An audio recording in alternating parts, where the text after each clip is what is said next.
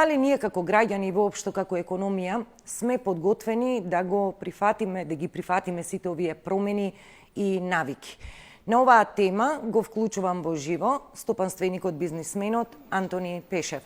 Добар ден и добре дојдовте во Централниот дневник. Добар ден до деска. Предпоставувам имавте можност да ги слушнете коментарите и на мојата колешка, и на луѓето од овој сектор, и на граѓаните. Конкретно ве прашувам, дали дефинитивно можеме да кажеме дека оваа вонредна состојба изнуди една промена во нашите досегашни навики, кога зборуваме за плаќањата во кеш, користењето на картици, купувањето онлайн дома?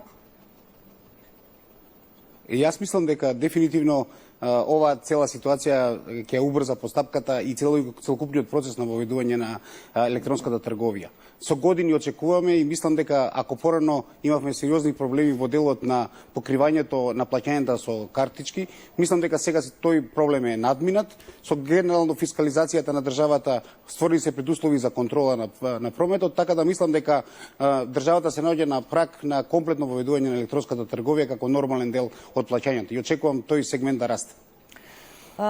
Пешев, сигурно ме слушате.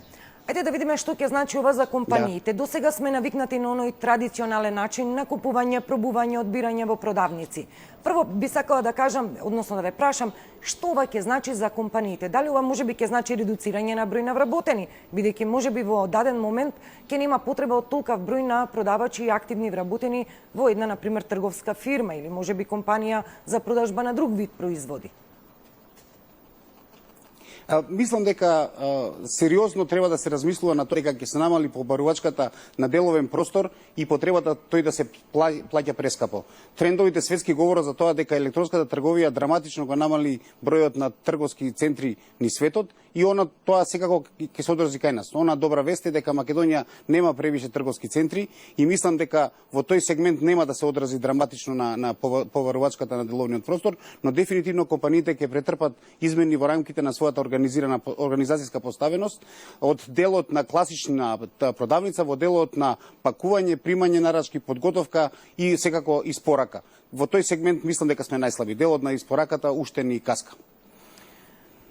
Како ќе оди ова престројување? Ќе малку инсистирам на детали од темава, бидејќи сакам да појаснам на граѓаните. Ние сега поминуваме еден период кога, например, еве банките, ќе ги посочам, ги повикуваат своите клиенти, особено ја таргетираат онаа повозрасна структура на граѓани, обавезно да извадат трансакцијски сметки, да се ориентираат на безготовински плаќања и тоа малку потешко оди во промена на тој ментален склоп и односот традиционален кој го имаме кон парите. Како ќе се движи оваа промена?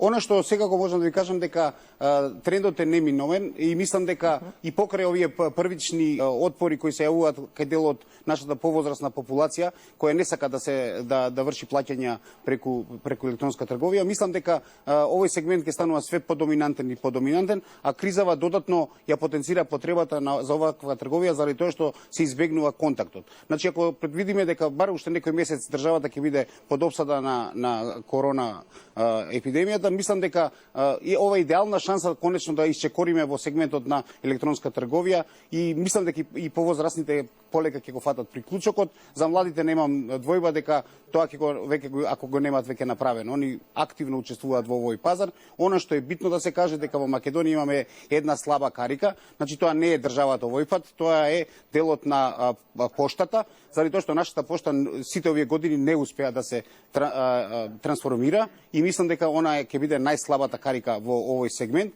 особено во делот на трговијата, ако одлучат нашите трговци да почнат да се бават со електронска трговија која ќе праќа робата надвор од границите на државата. Внатре во државата имаме сегменти и предпријатија кои веќе се бават со дистрибуција, меѓутоа надвор од државата тоа ќе мора да го преземе пошта, а тоа е сега многу сериозен проблем. Што се однесува до сите други сегменти и мислам и компаниите полека ќе го фатат својот приклучок, тука немам двојби дека веќе сме драматично влезени во процесот на трансформација на економијата. Пешев, ние во овој период имавме и примери каде што поголемите компании кои даваат услуги за кои граѓаните плаќаат, ги повикуваа граѓаните да се ги подмират комуналиите, сметките за телефони, телевизија, кабелски сметки преку интернет платформите. Јас сакам да ве прашам, колку е безбеден целиот овој систем. Ние ве слушнавме дел од представниците од овој бизнис вела дека комплетно е безбеден и дека не може некој да ви каже дека не сте платиле сметка ако тоа сте го сториле електронски. Но сепак сакам да потенцирам дека бидејќи се работи за промена на еден ментален склоп, еден традиционален однос, како граѓаните да добијат гаранција дека ако е платено преку интернет, тоа е исто како да сме ја платиле сметката во хартиена форма на некој банкарски шалтер. Мислам дека целокупната трговија е прилично безбедна. Она што е потребно во правосте, за да се разбие тоа претходно чувство дека може да е небезбедна, можеби треба да помине период во кој ќе се воведат додатни контролни механизми, како што се проверка и потврда на трансакцијата преку телефон. Ќе видиме особено за поголеми плаќања, но она што е битно дека во Македонија веќе PayPal работи, така да ако не сме сигурни во делот на плаќањата директно со картичка, можеме да ги користиме светски прифатените системи кои користат како PayPal, кои користат плаќање без да се даде во секоја трансакција бројот на картичката со која се плаќа. Мислам дека тоа драматично го напредува процесот. Дали трговците ќе го прифатат тоа, ќе видиме. Меѓутоа овој период е идеален да се навикнеме на таа работа заради тоа што вкупниот обем на трговијата не е на такво ниво за да не може да биде префатен, а мислам дека технолошки македонските компании во делот на информатиката можат да го пратат процесот комплетно, заради тоа што ова не е ново за нас. Работиме и со странство, работиме и со компании кои веќе многу се влезени во овој сегмент, така да македонските IT компании ќе можат да го преземат предизвикот да воведат ваков тип на технологија за плаќање. Мислам дека граѓаните воопшто не треба да се секираат за типот на плаќањето, и банките и целокупниот систем веќе е добро разработен и функционира. Ние секако не го користевме, тоа е повеќе малци до традиционалниот однос на нашите луѓе кои не сакаат да плаќаат безготовински, него повеќе сакаат да ги имаат парите во рака, но меѓутоа короната не навикна дека парите баш и не се секогаш најчистата и најбезбедната варијанта на плаќање. Пишев, сакам овој разговор да го заокружам со моето последно прашање, кое се однесува на вашата перцепција и оценка за целокупната економија. Јасно е некаде дека после празниците, мајските празници, ќе дојде до постепено, но сепак има олабавување на сегашните рестрикции, особено оние кои се однесуваат на погодените бизниси. Моето конкретно прашање е, јасно е и дека годинава ќе имаме пат на економијата. Вчера, мислам, имаме излезе со проценка минус 4%, здравје до година 7%, раст во позитива, но сега ни е најважно да истуркаме оваа економска година. Ве прашувам конкретно, дали сметате дека ова заздравување ќе оди некако полека, етапно, со некој лазачко темпо, или можеби кога ќе се стабилизира оваа медицинска криза, економијата ќе ја вклучиме можеби во четврта брзина?